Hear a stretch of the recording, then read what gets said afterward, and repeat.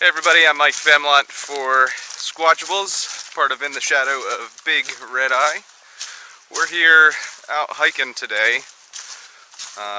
It's Christmas Eve, and I've decided to do an episode about intro to hiking. If you're just brand new to this, that's kind of some of the things, important information that you want to know.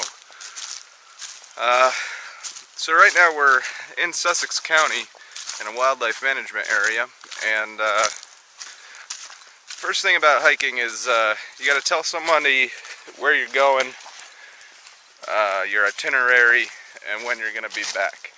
It's very important. So that way, if you don't come back at that point, someone will know where you are and know where to send the search teams. So I did this big episode of things to bring camping, which also goes over kind of what's in my day pack. As you can see, I have my day pack on now.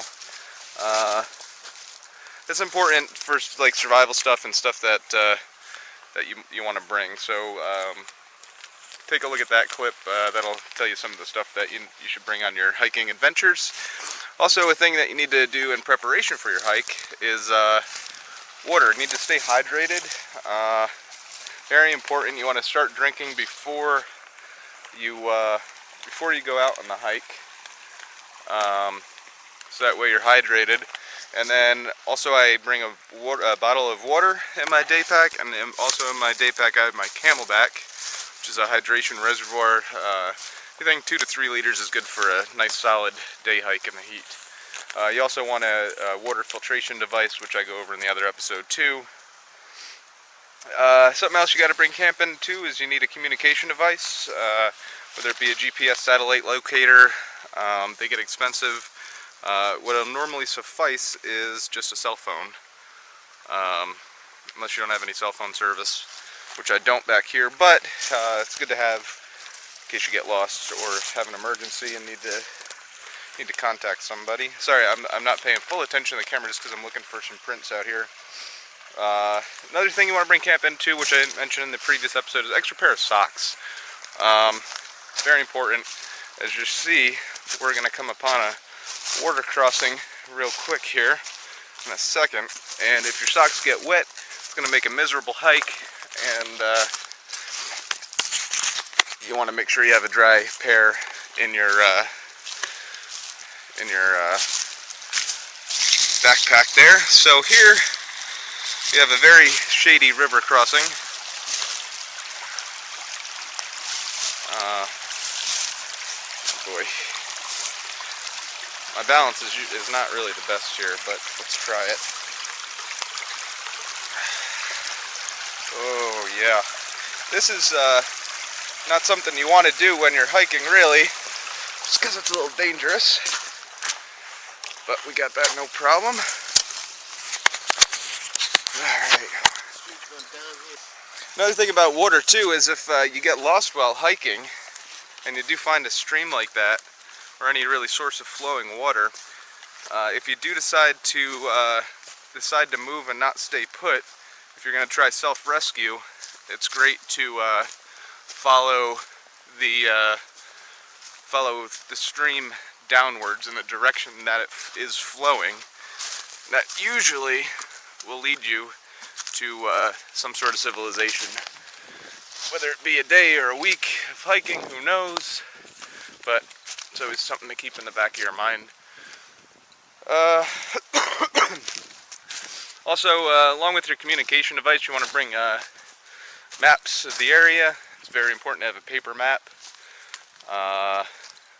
Snacks if you're going to be out for an extended period of time. And then, sunglasses, sunscreen. If it's in the summer, you want to bring bug spray.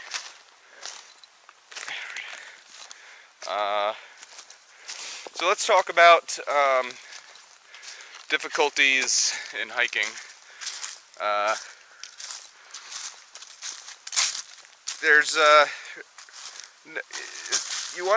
The thing about hiking, especially if you're just getting into it, you have one goal to accomplish, and that's to get outside. So it doesn't matter how far you go, if you make it to your planned destination or whatever. As long as you get outside, then you met your goal. So it's important too, if you want to, first couple times out, you should probably bring somebody hiking with you, so you have a partner to talk to. Once you get a little more accustomed to the being in the woods by yourself, then you could probably go solo.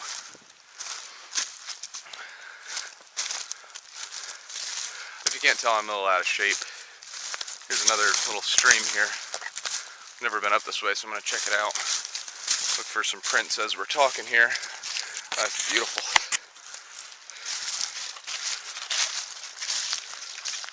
And when people, this is Jersey, like, it's gorgeous. This is a gorgeous little area. Great for prints too. This is all, did just rain yesterday. Anyways, that's not the episode that we're doing. Alrighty, so yeah, bring somebody. When it comes to the time, set a bailout point. Set a time if you plan like a mountain summit hike, or if you want to go somewhere, plan a bailout time. That's if it gets to be X o'clock and you didn't make it, turn around. And again, it's not a failed trip. It's just you don't want to be unprepared, get lost in the dark, especially if you're in a remote area. Not fun. When it comes to hiking, the average person hikes about 3 miles per hour. So when you're planning your trip, that's a good kind of figure to use. I know I hike a little bit slower than that. I'm at about 2 miles an hour average. That's because I like to stop and explore and stuff. And also, like elevation gain, when you look at your topography map or look at a trail report, then every 1,000 foot of elevation gain add an hour to your hike. So 1,000 foot is a lot, but it does, especially if you're going up mountains and stuff, it is very there. You can definitely have that for you. Let's see what else we should talk about here. Okay, let's talk about animals for a minute. Now, where we're at right now, Sussex County has the highest density population of black bear in the Northeast. So when people ask me, like, oh, are you scared of animals, or what animals would make you not go on a hike? Answer is none. Bears, I'll just get into it really quick. See a black bear, this does not apply for grizzly bears. Grizzly bears are a whole different animal, so I'm not going to get into that because they're pretty uncommon up in this area, but there's information online. But black bears, make yourself look big, scream, yell. If they do attack you, go into the defense mode. I mean, punch, go for the eyes, go for the head.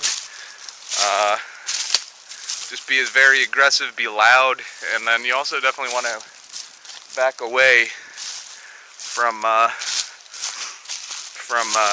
any danger. If they get a little too close, just back away. Again, you want to be loud. This is really cool back here. So the things that do worry me when I'm out in the woods, my top 3, and really my only 3, are people, ticks, and spiders. It's beautiful.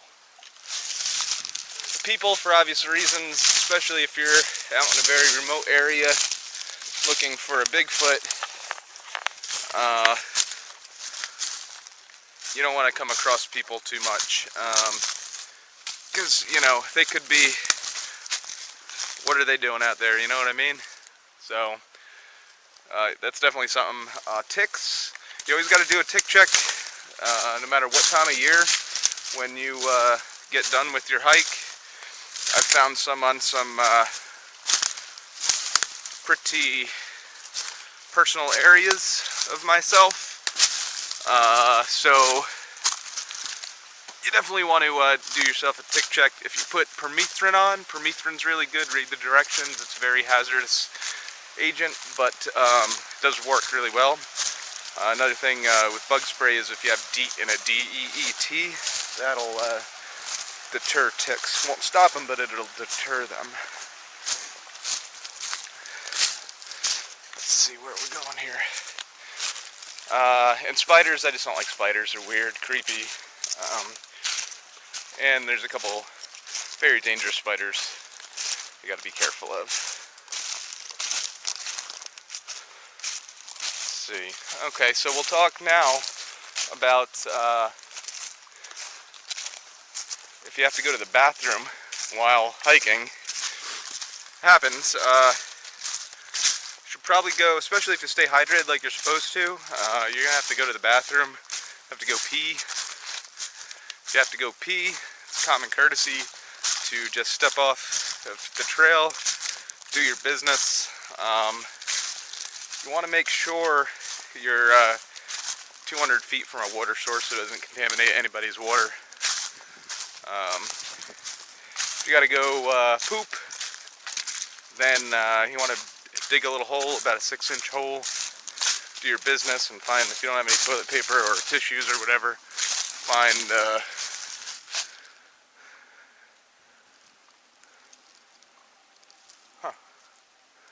find some I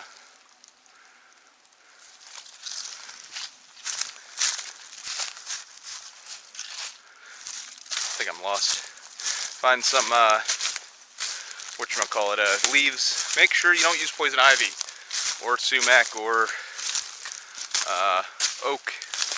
I did that once when I was younger, and let me tell you, that was the worst. Besides getting chickenpox when I was 21, that was the worst thing I've ever gone through my entire life. So,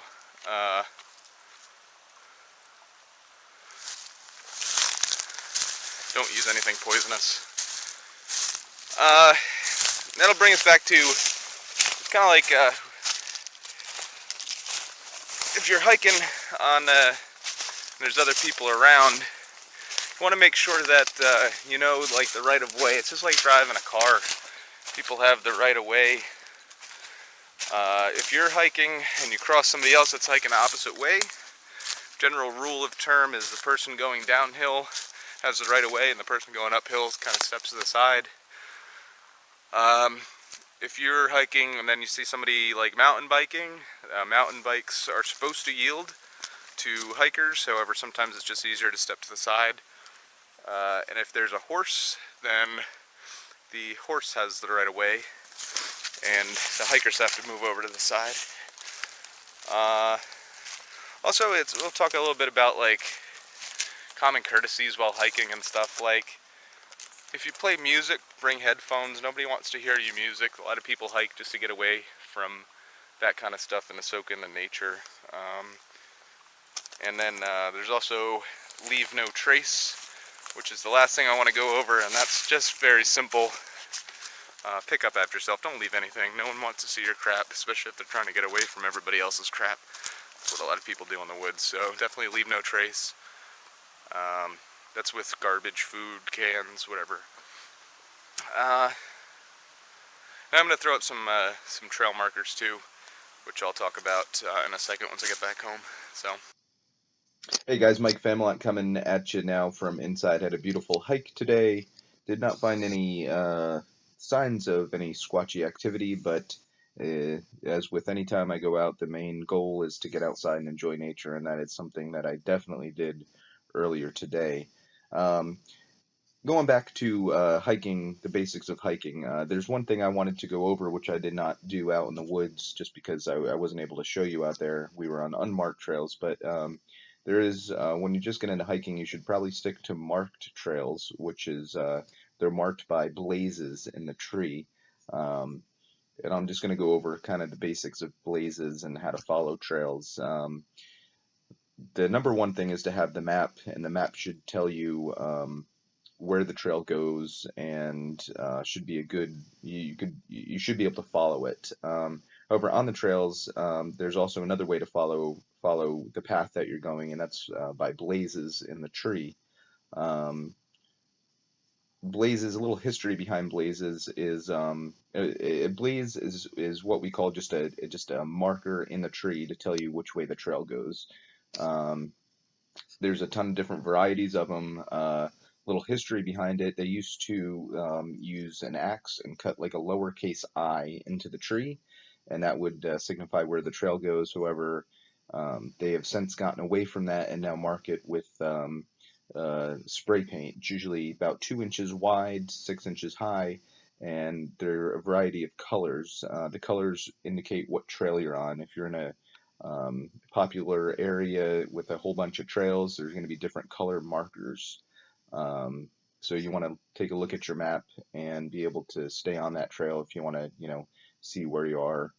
Um, some trails have specified colors, like the Appalachian Trail is a white blaze. And fun fact for you, on the 2,200-mile Appalachian Trail, there is like 160,000 trail blazes in the trees, which is pretty cool. They're usually anywhere from 200 to 400 feet apart, depending on, if the trail's straight, curved, whatever. And I want to go over real quick too, the different types of different patterns of blazes in the tree. If you see just one solid blaze, I'm going to put up a little picture here. One solid blaze, that means that the trail goes straight. This is really very simple. Um, if you have like two blazes at the bottom and then one at the top, and on the same tree, I'm saying that's kind of how it's positioned, means the start of the trail. Flip that over, two at the top, one at the bottom, means like an end of the trail.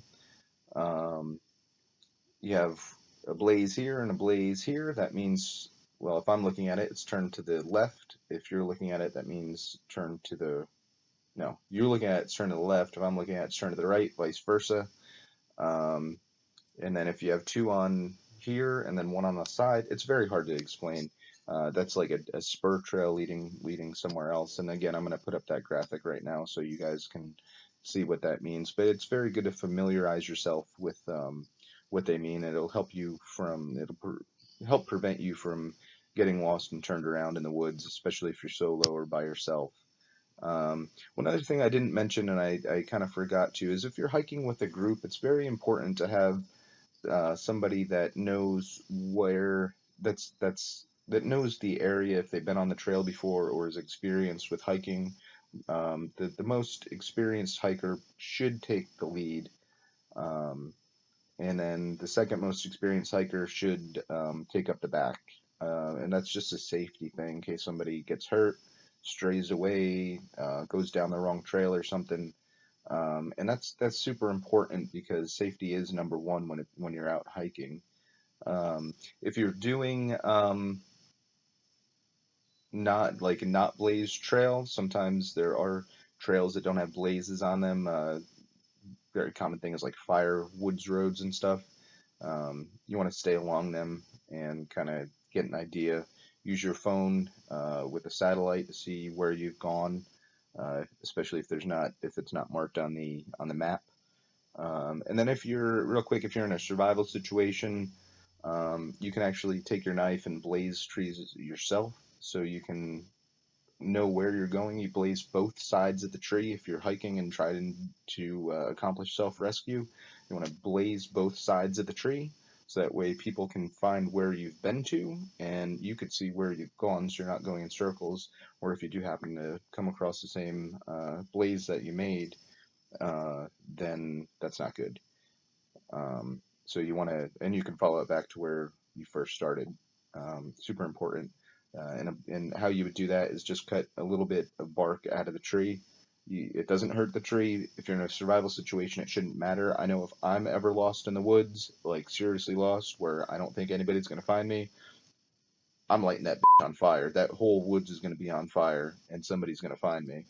Um, But if you're, like I said, if survival situation, mark those trees. You're not going to hurt the tree. The only way you're going to hurt the tree by cutting into the tree is if you, it'll actually kill the tree if you cut the bark the whole way around. But if you just do a blaze on both sides, it's not going to kill the tree. Alrighty. Thanks for another awesome episode of Squatchables. My name is Mike Familant. Make sure you subscribe. In the Shadow of Big Red Eye, Sussex County Bigfoot on YouTube, and Shadow Red Eye on Instagram. Coming at you from Sussex County. I'll see you next time on Squatchables.